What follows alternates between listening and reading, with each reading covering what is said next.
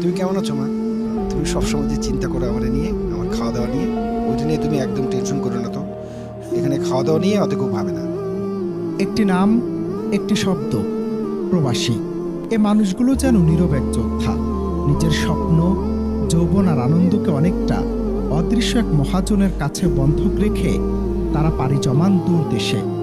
দিনের পর দিন কঠোর পরিশ্রম, অচেনা শহর, অজানা মানুষ, সবকিছুর মাঝেও তাদের একটাই লক্ষ্য, পরিবারের মুখে হাসি ফোটানো।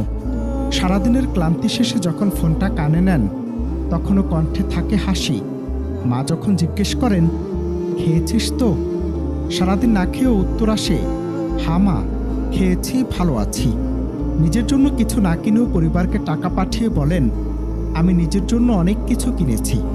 তাই তো অনেকেই বলেন, পৃথিবীর সবচেয়ে বড় মিথ্যেবাদী হয়তো প্রবাসীরাই, কারণ তারা মৃত্যুর আগ পর্যন্ত পরিবারের কাছে বলেন, আমি ভালো আছি।